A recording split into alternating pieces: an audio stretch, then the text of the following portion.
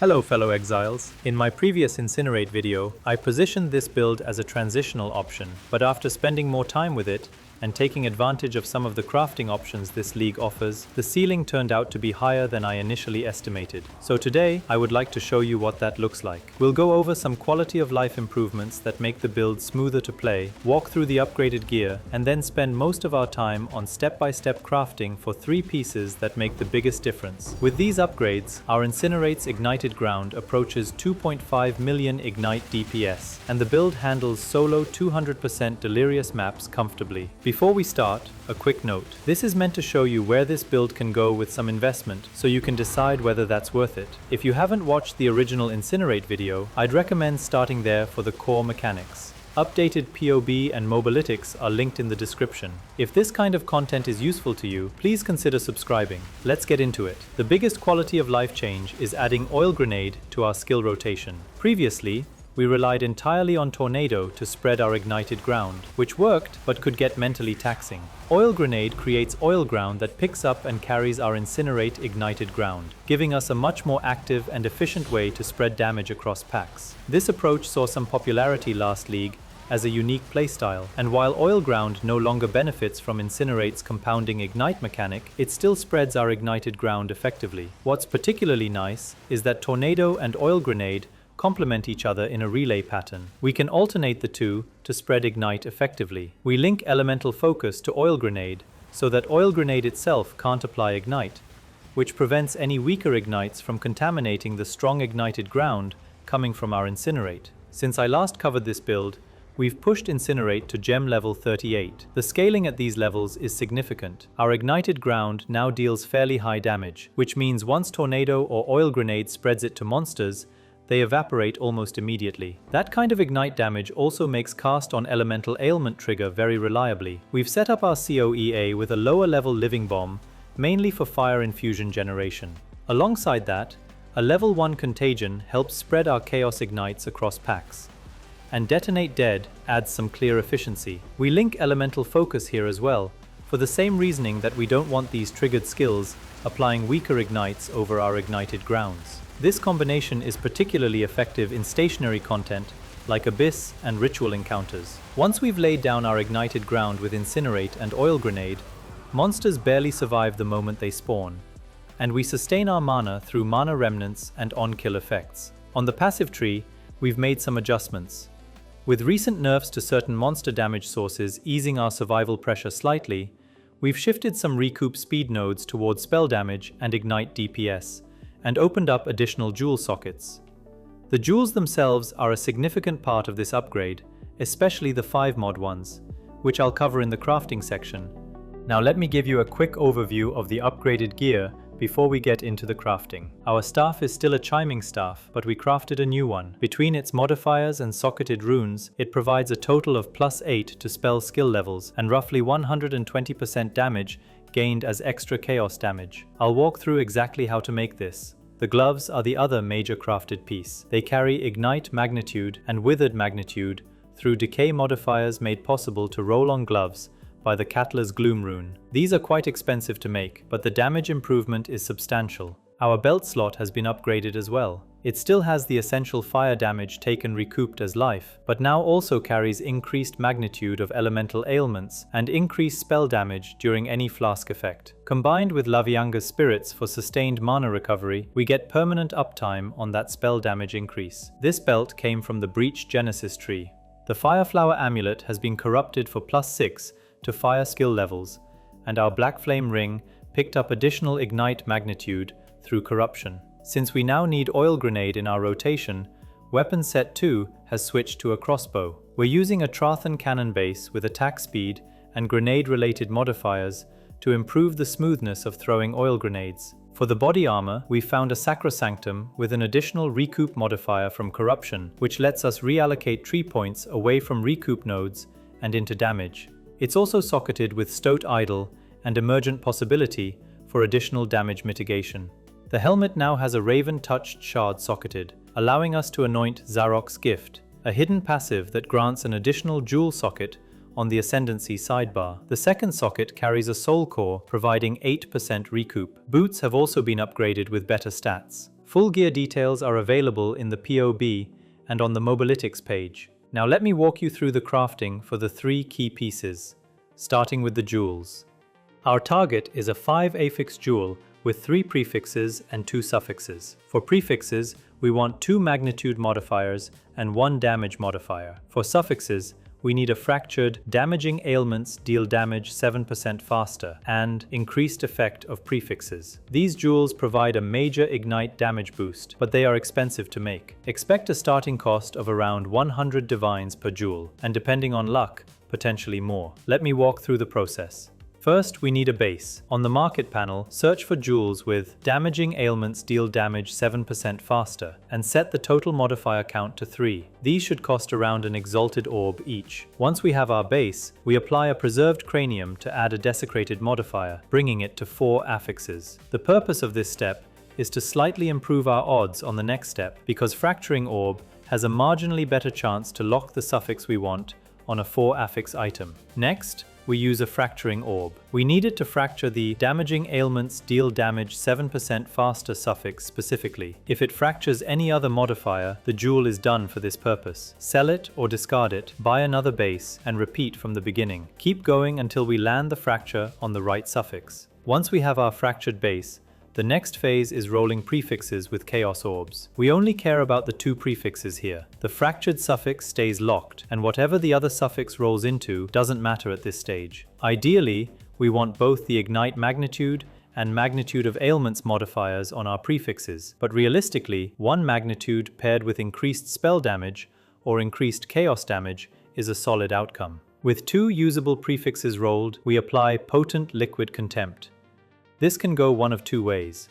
It either adds the +1 suffix modifier allowed to the prefix side, or the +1 prefix modifier allowed to the suffix side. We need the +1 prefix modifier allowed on suffix. If it lands the other way, we go back to chaos orb rolling and repeat the entire prefix process until both the prefixes and the potent liquid contempt cooperate. Once we have our 2 desired prefixes, the fractured suffix, and +1 prefix modifier allowed on the suffix side, we're halfway done. Now we use a preserved cranium again. Since the suffix carries +1 prefix modifier allowed, this preserved cranium will necessarily add a desecrated prefix, giving us 3 prefixes and 2 suffixes, 5 affixes total. Next, with Omen of Abyssal Echoes active in our inventory, we head to the Wells of Souls to reveal the desecrated prefix. At this point, we're looking for whichever magnitude or damage modifier we're still missing to complete our prefix lineup. If the reveal doesn't give us what we need, with Omen of Light active, we use an Orb of Annulment to remove just the desecrated prefix. Then we go back to Preserved Cranium, add another desecrated prefix, and try the reveal again. Repeat until we get the prefix we want. If luck doesn't cooperate, this step can consume a fair number of Omens of Light. Once all 3 prefixes are what we need, we're close. Activate Omen of Dextral Annulment and use an Orb of Annulment on the jewel. This will specifically remove the +1 prefix modifier allowed suffix, leaving us with 3 prefixes and 1 fractured suffix. Now we use an Exalted Orb. Since prefixes are full, it will add a random suffix. It doesn't matter what this suffix is. Then we apply Potent Liquid Ferocity, which replaces the random suffix with increased effect of prefixes. A note here. The game may display a message saying the item has no space for more modifiers. At least as of the time I recorded this is expected. Keep applying, and it will eventually succeed on the suffix. Finish with some Divine Orbs to optimize the rolls and catalysts for quality. That's 1 jewel done. The staff is a more approachable craft. Our target is a chiming staff with 2 extra chaos damage prefixes, 1 increased spell damage prefix, and a fractured +7 to all fire spell skill levels on the suffix. The remaining 2 suffixes are flexible. This approach costs roughly 30 divines to start, and while it's about 10 to 20% less damage than a theoretical perfect staff with all tier 1 rolls, it saves potentially thousands of chaos orbs. For what we're getting, it's a reasonable trade-off. The key to this craft is the Betrayal of Aldur rune. This socket-bound rune converts all fire, cold, and lightning modifiers on the staff into their chaos equivalents. That's how our extra elemental damage prefixes become extra chaos damage. But here's the important detail. Betrayal of Aldur also converts plus fire spell skill levels into plus chaos spell skill levels. Because Incinerate only carries the fire tag, it can only benefit from fire spell skill levels, not chaos. So we must fracture the +7 fire spell skill levels before we socket the rune. If we socket first, the conversion makes the suffix useless for Incinerate. To start, search the market for a magic chiming staff base with +7 to all fire spell skill levels as a suffix, and any gained extra damage at 49% or above as a prefix. These tend to run about 1 divine each. With our base in hand, we apply a greater essence of sorcery to add an increased spell damage prefix. Then, activate Omen of Sinistral Necromancy and use a preserved jawbone to add a desecrated prefix. Don't reveal it yet. Our staff is now rare with 3 prefixes and 1 suffix, 4 affixes total. Now we use a fracturing orb, hoping to secure the +7 fire spell skill level suffix. If it doesn't land there, we need a new base and start over from the market purchase. Repeat until the fracture hits the right modifier. With the suffix secured, activate Omen of Abyssal Echoes and head to the Wells of Souls to reveal the desecrated prefix. We want a tier 3 or better extra fire, cold, or lightning damage modifier. This, combined with the gained extra damage already on the base, gives us 2 extra elemental damage prefixes that Betrayal of Aldur will both convert to extra chaos damage. If the reveal doesn't produce a suitable extra damage modifier, use Omen of Light with an Orb of Annulment to remove the desecrated prefix, then reapply with Omen of Sinistral Necromancy plus Preserved Jawbone, and try revealing again. Repeat until we get what we need. At this point, our staff has 3 prefixes, 2 extra elemental damage modifiers, and increased spell damage, plus the fractured fire spell level suffix. We use 2 greater exalted orbs to fill the remaining suffix slots. Cast speed is nice to have, but the suffixes are secondary to what we already have. Finally, we add 2 sockets. Into one, we place the Betrayal of Aldur rune, which is socket-bound and converts our elemental mods to chaos. Into the other, a +1 to level of all spell skills rune. Finish with some divine orbs if necessary, and the staff is finished. The gloves are the most expensive and most luck-dependent craft we'll cover. Expect a starting cost of around 200 divines and be prepared for the possibility of it going higher. Our goal is prefixes carrying magnitude modifiers that boost our ignite damage, and suffixes with a fractured increased withered magnitude +2 crafted modifiers. Due to the heavy randomness, not every prefix may be exactly what we want. For example, my own pair demo here ended up with a bleeding magnitude prefix that doesn't help our build. That's the reality of this craft. The modifiers we're after are decay modifiers, which only appear in the potential modifier pool after socketing the Katla's Gloom rune. This rune is also socket bound, so once it goes in, it stays. The decay modifiers are added on top of the base modifier pool, meaning they're not guaranteed on every roll. They're simply additional possibilities. For the base, search the market for normal rarity gloves with a level requirement of 75 and 2 sockets. While energy shield bases are good, try to avoid them since they currently run in the tens of divines. Budget bases are preferable because the fracturing step may require multiple attempts. Socket Katla's Gloom into one slot. Then take the normal base through Orb of Transmutation, Regal Orb, and an Orb of Annulment to produce a rare glove with a single modifier. Now we spend Chaos Orbs until we roll Increased Withered Magnitude as a suffix. This is the first major currency sink. When you get it, if the roll value is low, consider using some Divine Orbs to push it up before proceeding. Once we have Withered Magnitude, apply 2 Exalted Orbs and a Preserved Rib to bring the gloves to 4 affixes. Don't reveal the Desecrated modifier. Use a Fracturing Orb targeting the Increased Withered Magnitude suffix. If it fractures the wrong modifier, we need a new base and start over from the beginning. With the Withered Magnitude fractured, use an Orb of Annulment to bring the gloves back down to 3 affixes. Now comes the second major currency sink, rolling prefixes with Chaos Orbs. We want Tier 1 Increased Ignite Magnitude, and ideally a second useful prefix, like increased magnitude of ailments you inflict, or damaging ailments deal damage faster. There are two approaches here. The first is straightforward. Chaos Orb rolling until both magnitude prefixes land simultaneously. This is pure RNG and can consume enormous amounts of Chaos Orbs.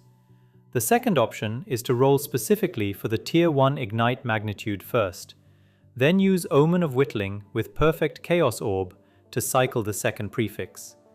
This gives more control and lets you set your own stop-loss point, at the cost of potentially settling for an imperfect second prefix. At this stage, if you are jammed on an imperfect prefix, there is not much you can do.